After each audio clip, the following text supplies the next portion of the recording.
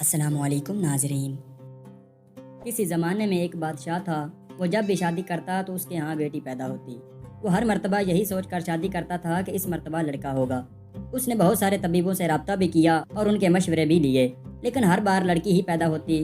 اس طرح کرتے کرتے اس نے 12 شادیاں کر لیں اور اس کی 12 بیٹیاں ہو گئی۔ اب وہ اپنی بیٹیوں کے لیے بہت پریشان رہتا تھا، کیونکہ بادشاہ کی 12 بیٹیاں ہی بہت خوبصورت تھیں اور اس کو ان کی فکر لگی رہتی تھی۔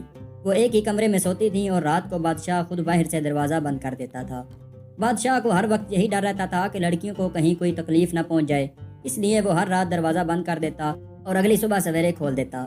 ایک دن صبح جب بادشاہ دروازہ کھولنے آیا تو یہ دیکھ کر بہت حیران ہوا کہ سبھی لڑکیوں کے جوتے ایک قطار میں رکھے ہوئے تھے اور ہر جوتے کی ایڑی گھسی ہوئی تھی اور ساتھ مٹی بھی لگی ہوئی تھی۔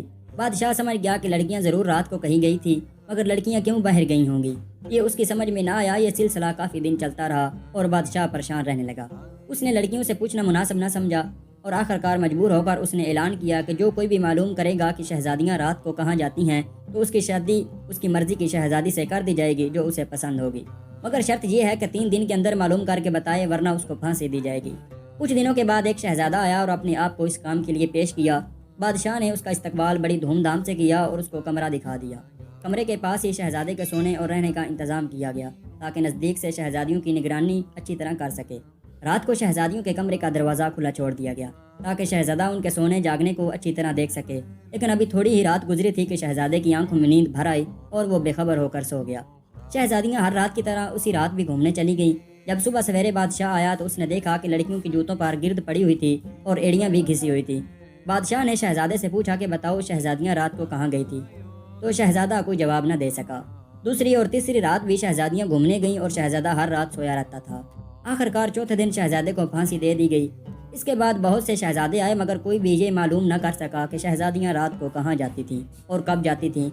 ایک دن ایسا اتفاق ہوا کہ ایک غریب سپاہی سڑک سے گزر رہا تھا۔ اس نے بھی بادشاہ کا اعلان سنا ہوا تھا۔ وہ یہ سوچ رہا تھا کہ کسی طرح یہ بھید معلوم ہو جاتا کہ شہزادیاں رات کو کہاں جاتی ہیں تو زندگی بڑے آرام سے گزر جاتی، لیکن یہ بھید کیسے معلوم ہوگا؟ وہ اسی سوچ میں چلا جا رہا تھا کہ راستے میں اسے ایک بڑھیا ملی۔ بڑھیا نے پوچھا کہ سپاہی کہاں جا رہے ہو؟ تو سپاہی نے کہا کہ یہ تو مجھے بھی نہیں معلوم، مگر دل یہ چاہتا ہے کہ کسی طرح شہزادیوں کے گھومنے کا بھید معلوم ہو جاتا تو بہت اچھا ہوتا۔ بڑھیا نے کہا کہ یہ کوئی مشکل کام نہیں، بس تم ہمت کر لو تو بیڑا پار ہے۔ میں تم کو سارا ماجرا بتاتی ہوں۔ دیکھو، رات کو کھانے کے بعد لڑکیاں شراب بھجوائیں گی، تم اس کو نہ پینا کیونکہ وہ پینے سے نیند بہت گہری آتی ہے۔ بس تم ناٹک کر کے سو جانا اور یہ ظاہر کرنا کہ تم گہری نیند میں سو رہے ہو تاکہ شہزادیاں نہ ڈر ہو کر گھومنے جا سکیں، اور یہ لبادہ بھی اپنے ساتھ لے جاؤ۔ اس میں خاص بات یہ ہے کہ جب تم اس کو پہن لو گے تو تمہیں کوئی نہیں دیکھ سکے گا اور تم سب کو دیکھ سکو گے۔ جب بڑھیا نے سب کچھ سپاہی کو سمجھا دیا تو اس کی ہمت اور بڑھ گئی اور وہ خوشی خوشی بادشاہ کے پاس گیا اور کہنے لگا کہ میں معلوم کروں گا کہ شہزادیاں رات کو کہاں گھومنے جاتی ہیں۔ بادشاہ نے سپاہی کو عمدہ کپڑے پہنائے اور شہزادیوں کے کمرے کے پاس جا کر اس کو سونے کا کمرہ بتا دیا۔ شام ہوتے ہی ایک شہزادی شراب کا پیالہ لے کر سپاہی کے پاس آئی اور ہنس کر پینے کو کہا۔ سپاہی نے اپنے حلق کے پاس ایک تھیلی باندھ رکھی تھی، پھر اس نے بڑی ہوشیاری سے شراب تھیلی میں انڈیل لی اور لیٹتے ہی سونے کا بہانہ کر لیا۔ شہزادیاں یہ دیکھ کر بہت خوش ہوئیں۔ آدھی رات کے قریب شہزادیاں اٹھ کر کپڑے پہنے، بال سنوارے اور گھومنے کے لیے تیار ہو گئی۔ سپاہی اپنی چارپائی پر لیٹا یہ سب کچھ دیکھ رہا تھا۔ شہزادیاں ہنستی ہوئی کمرے سے نکلی اور گھومنے کے لیے چل پڑی۔ سپاہی بھی چپکے سے اٹھا اور لبادہ اوڑھ کر شہزادیوں کے پیچھے چل پڑا۔ تھوڑی دور چلنے کے بعد سب سے چھوٹی شہزادی بولی کہ مجھے ڈر لگ رہا ہے، نہ جانے آج کیا بات ہے۔ بڑی شہزادی نے کہا کہ تم بس یوں ہی ڈر رہی ہو، کوئی بات نہیں۔ یہ کہہ کر تمام شہزادیاں ہنستی ہوئی ایک باغ میں پہنچی۔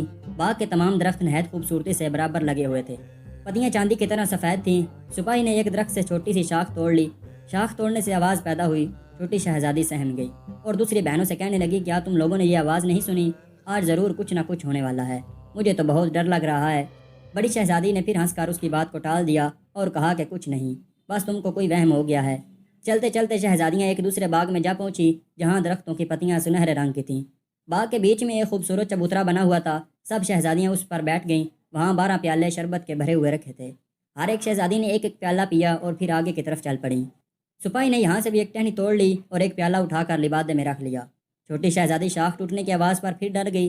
تھوڑی دیر بعد شہزادیاں ایک دریا کے کنارے پہنچی۔ یہاں 12 کشتیاں کنارے پر لگی ہوئی تھیں اور ہر ایک کشتی میں ایک ایک شہزادہ بیٹھا ہوا تھا۔ شہزادیاں ایک ایک کشتی میں بیٹھ گئیں اور دریا کے بیچ جا کر موجوں کا تماشا دیکھنے لگیں۔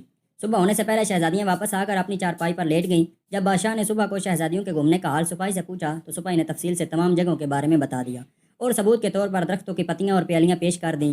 بادشاہ نے لڑکیوں کو بلا کر پوچھا کہ سپاہی جو کچھ بتا رہا کیا وہ ٹھیک ہے؟ لڑکیوں نے کہا ہاں جی ٹھیک ہے۔ پھر بادشاہ نے اپنے مقرر کردہ انعام دینے کا اعلان کر دیا۔ سپاہی نے بڑی شہزادی کو پسند کیا اور اس کے ساتھ اس کی شادی کرا دی۔